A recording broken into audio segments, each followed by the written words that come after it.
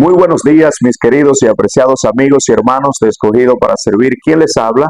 Es el pastor Rodolfo Castillo de la Rosa. Qué alegría encontrarnos una vez más a través de este rinconcito de las redes. Como le hemos calificado, el Señor agregue bendición a tu vida cada día. Seguimos estudiando especialmente una lección poderosa. Hoy nos corresponde especialmente al jueves 22 de enero del 2026, una interesante lección titulada El misterio de la piedad. El misterio de la piedad. Así que no te muevas, quédate con nosotros. Pero antes de iniciar me gustaría agradecerle de manera particular a todos aquellos que se han suscrito a este canal y han sido parte y son parte de esta linda comunidad. A los que no lo han hecho, por favor, pueden suscribirse también, pueden compartir este contenido para que le pueda llegar a otros, pueden darle me gusta. No se olviden que compartir también es evangelizar. Así que sin más preámbulo, me gustaría, por favor, antes de iniciar, orar contigo. Oramos. Cariñoso Dios, eterno Padre, dirígenos en este interesante estudio del día de hoy. Pedimos tu dirección, que podamos comprender tu palabra y que podamos ser transformados por tu verdad, por medio del Espíritu Santo. Que te lo pedimos en el nombre de Jesús.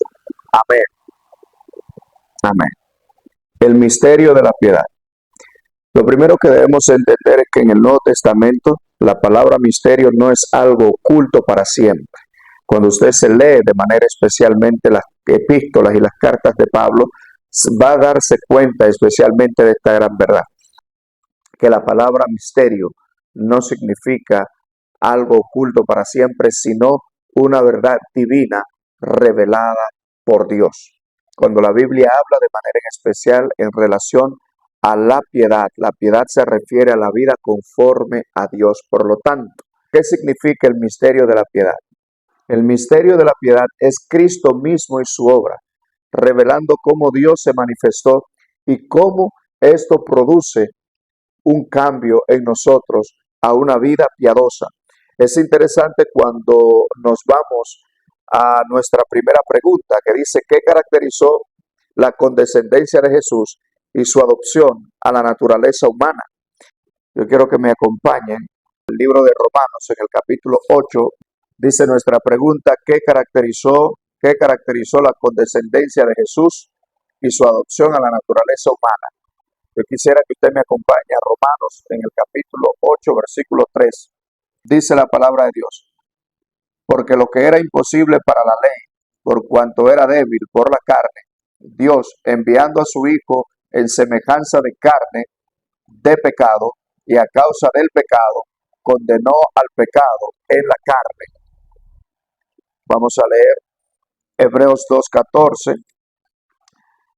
Así que por cuanto los hijos participaron de carne y sangre, él también participó de lo mismo, para destruir por medio de la muerte al que tenía el imperio de la muerte. Este es el diablo. Y Hebreos 4:15 dice: porque no tenemos un sumo sacerdote que no pueda compadecerse de nuestras debilidades, sino uno que fue tentado en todo según nuestra semejanza, pero sin pecado.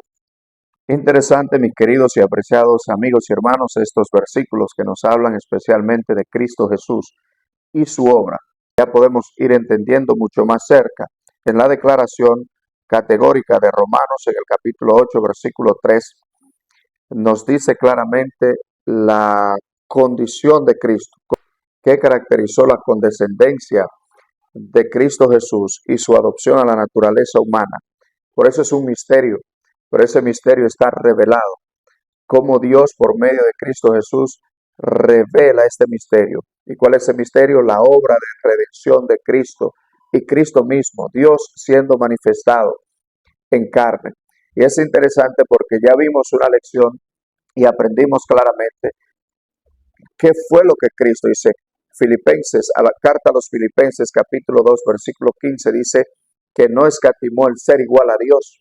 La pregunta es si fue antes o después de su encarnación. Bueno, mis queridos hermanos, desde antes de los siglos, de las edades eternas, Cristo Jesús no escatimó ni las cortes celestiales, no escatimó ninguna de sus riquezas celestiales y vino en un cuerpo humano, habiendo sido Dios, se rebajó especialmente y participó de carne y sangre para identificarse especialmente con uno de nosotros, sus hijos.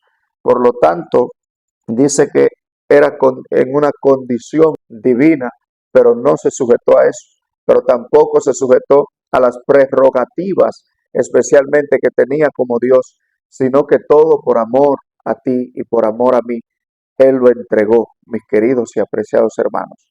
Entonces vemos la condescendencia de un Dios que se interesa por el ser humano, que se interesa por ti. Por eso es un misterio. Cristo y su obra, Dios revelado, manifestado en carne, es un misterio. Y dice la sierva de Dios especialmente, dice aquí, a través de las incesantes edades de la eternidad, Cristo y su obra de redención serán el tema de nuestro estudio.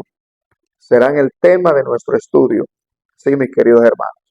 Esa verdad transformadora, cuando la aceptamos, cuando aceptamos el sacrificio, cuando aceptas el sacrificio de Cristo, cuando escucha el hablar de su bondad, de su misericordia, con un corazón enternecido, Dios nos da el don del arrepentimiento, hermanos, y podemos tener vida eterna por medio de una relación viva y continua con la persona de Cristo.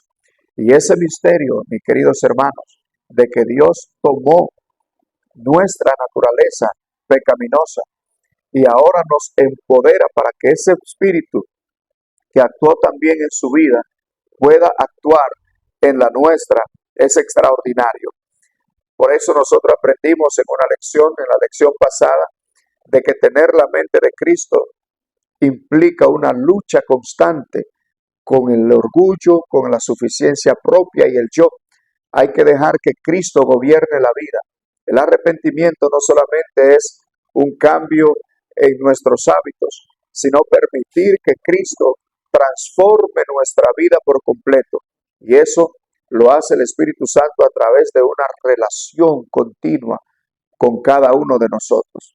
Pidámosles al Señor, mis queridos y apreciados hermanos, que nos dé una mente cual Cristo, de servicio, de obediencia amorosa, de vivir conforme a la voluntad de Dios, de que el Espíritu Santo gobierne nuestra vida y que pongamos sobre todo al Señor, a Dios, por encima de todo en este mundo.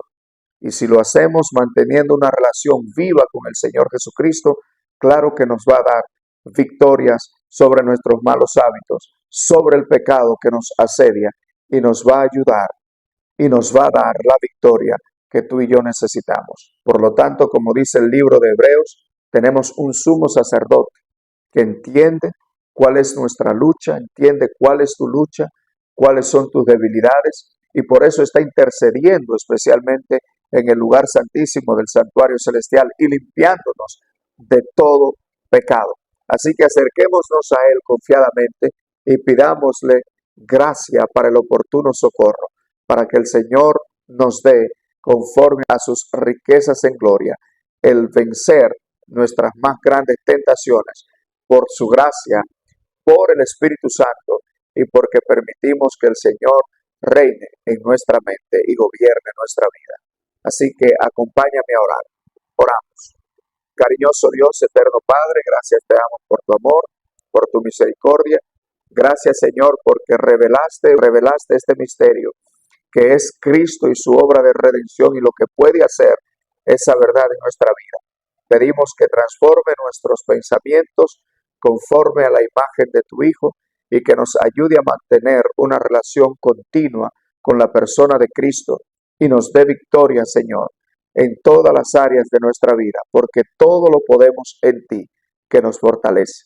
Oramos y te pedimos estos favores en el nombre de Jesús. Amén. Amén. Que el Señor les bendiga grandemente. Nos vemos en la próxima lección.